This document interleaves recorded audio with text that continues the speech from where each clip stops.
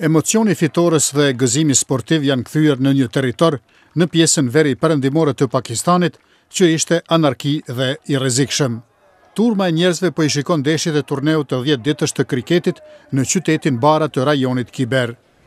Mijëra familje ishin detyruar të largoheshin në vitin 2007, kur talibanët e okupuan këtë territor, ndërsa forcat e sigurisë së Pakistanit i lansuan operacionet kundër terroriste.